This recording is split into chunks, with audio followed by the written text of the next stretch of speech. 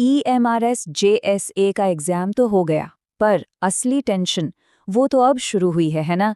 सबके दिमाग में एक ही सवाल घूम रहा है, भाई मेरा स्कोर सेफ है या नहीं? तो चलिए आज इसी गुत्थी को सुलझाते हैं और देखते हैं कि टियर 2 के लिए कितने नंबर लाने जरूरी हैं। हाँ बिल्कुल, एग्जाम खत्म होते ही ना बस यही एक सवाल दिमाग में अटका रहता है। तो देर किस बात की, चलिए आज इस कंफ्यूजन को क्लियर करते हैं और समझते हैं कि आपके स्कोर का मतलब क्या है। सबसे पहले तो एक लंबी सांस लीजिए, क्योंकि जो आपको लगा वही सबको लगा है। पेपर अगर हम ओवरऑल बात करें तो मॉडरेट था, मतलब न बहुत आसान न बहुत मुश्किल। लेकिन असली गेम था टाइम का। पेपर इतना टाइम टेकिंग था कि उसे टाइम पर खत्म करना ही अपने आप में एक चैलेंज बन गया था, सही में एक जंग जैसा। तो चलिए अब पेपर का आगे पोस्टमार्टम करते हैं। इसे सेक्शन बाय सेक्शन तोड़कर देखते हैं, क्योंकि देखिए जब तक हम हर सेक्शन की डिफिकल्टी को नहीं समझेंगे ना, तब तक फाइनल कट ऑफ का आंकड़ा लगाना थोड़ा मुश्किल है। ओके, शुरुआत करते हैं जनरल अवेयरनेस से। ये सेक्शन भी कुल मिलाकर मॉडरेट ही था। ऐसा नहीं था कि बिल्कुल हलवा हो, पर इतना भी मुश्किल नहीं था कि सल घूम जाए। एक ठीक ठाक लेवल था। जैसे यहाँ देखिए, सवालों में ना काफ़ी वैरायटी थी। एक तरफ इतना आसान सवाल कि सोलर सिस्टम का सबसे बड़ा प्लैनेट कौन सा है, तो दूसरी तरफ दादा साहेब फाल्के अवार्ड जैसा स्टैंडर्ड जीके का क्वेश्चन भी था। तो ये जो मिक्स था ना, इजी और स्टैंडर्ड क्वेश्चंस का, उसी ने इस सेक्शन को मॉडरेट बना दिया। अच्छा, अब आते हैं रीजनिंग पर। यहाँ भी सवालों का लेवल तो अजीब नहीं था, मॉडरेट ही था। पर यहाँ भी वही टाइम वाली दिक्कत। ये सेक्शन बहुत ज़्यादा टाइम टेकिंग था, और यही वो जगह है जहाँ ज़्यादातर लोगों की स्पीड पर ब्रेक लग गया। इसमें statement conclusion, blood relations, letter series जैसे टॉपिक्स आते हैं। और इनकी खासियत क्या है? ये देखने में आसान लगते हैं, सॉल्व भी हो जाते हैं, पर इतना टाइम ले लेते हैं कि पता ही नहीं चलता। और शायद यही वजह है कि बहुत से लोग इस सेक्शन को पूरा अटेम्प्ट ही नहीं कर पाए।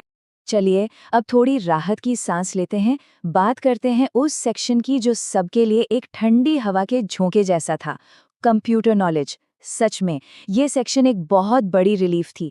सवाल इतने आसान थे कि ये एक सॉलिड स्कोरिंग एरिया बन गया। सवाल देखिए कितने आसान थे। स्ट्रॉन्ग पासवर्ड के लिए क्या चाहिए, माइक्रोसॉफ्ट का एआई कौन सा है, 1024 MB कितना होता है, बिल्कुल सीधे साधे क्वेश्चंस। तो ये तो पक्का है कि इस सेक्शन ने बहुत लोगों का ओवरऑल स्कोर ऊपर उठाया होगा। और अब उस सेक्शन की बारी जिसने सबके होश उड़ा दिए।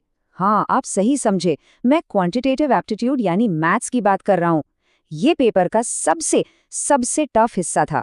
इसे हम मॉडरेट टू हार्ड नहीं कहेंगे, ये सीधा सीधा हार्ड कैटेगरी में था। और एक बात, इसे बहुत ध्यान से सुनिए। अगर आपने मैथ्स में 50% स्कोर भी कर लिया है ना, तो उसे एक बहुत अच्छा परफॉर्मेंस मानिए, सच में। तो अगर मैथ्स का सेक्शन बिगड़ गया है तो टेंशन मत लीजिए, आप अकेले नहीं हैं, सबका यही हाल था। अच्छा, आखिरी सेक्शन था लैंग्वेज का। हिंदी और इंग्लिश दोनों ही मॉडरेट लेवल के थे। इसमें वही स्टैंडर्ड ग्रामर और वोकैबुलरी के सवाल थे, जैसा एक्सपेक्टेड था वैसा ही आया। तो हमने पेपर के हर सेक्शन को अच्छे से समझ लिया है। अब वक्त आ गया है इन सभी पीसेस को जोड़ने का और उस सबसे बड़े सवाल का जवाब ढूंढने का, एक सेफ स्कोर क्या है। चलिए अब आते हैं असली मुद्दे पर। तो ये टेबल एक आइडिया देती है कि एक गुड अटेम्प्ट क्या हो सकता है। जैसे जनरल अवेयरनेस में 20 में से 13, रीजनिंग जो टाइम टेकिंग थी उसमें 25 में से 20, आसान से कंप्यूटर में 10 में से 8, और देखिए मुश्किल मैथ्स में 25 में से सिर्फ 10, और लैंग्वेज में 20 में से 15। और जब हम इन सब गुड अटेम्प्ट्स को जोड़ते हैं तो एक मैजिक नंबर निकल कर आता है, 66। जी हाँ, 66। अगर आपका स्कोर 66 या उससे ज्यादा बन रहा है तो आप टियर 2 की रेस में बहुत आगे हैं। आपकी कैटेगरी कोई भी हो, ये एक बहुत ही सॉलिड स्कोर है। लेकिन रुकिए, कहानी अभी खत्म नहीं हुई है। ये तो एक सेफ स्कोर की बात हुई। असली कट ऑफ तो कैटेगरी वाइज अलग अलग जाएगी। तो चलिए अब देखते हैं कि अलग अलग कैटेगरीज के लिए हम क्या एक्सपेक्ट कर सकते हैं। तो ये नंबर्स पिक्चर को और क्लियर कर देते हैं।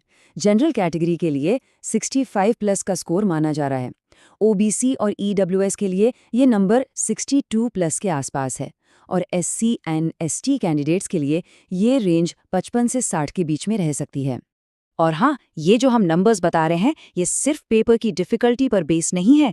इसके पीछे और भी फैक्टर्स हैं, जैसे कि 1/3 की नेगेटिव मार्किंग, फिर अटेंडेंस भी लगभग 65 से 70% ही थी, और सबसे इम्पॉर्टेंट वैकेंसीज सिर्फ 228 हैं। तो ये सारी चीजें मिलकर ही फाइनल कट ऑफ डिसाइड करेंगी। तो अब बॉल आपके कोर्ट में है। अगर आपका स्कोर इस रेंज में है या इसके आसपास भी है तो बिल्कुल टाइम वेस्ट मत कीजिए, अगले स्टेज की तैयारी में लग जाइए। उम्मीद है कि इस एनालिसिस से आपका कंफ्यूजन थोड़ा कम हुआ होगा। आपके फ्यूचर के लिए बहुत बहुत शुभकामनाएं।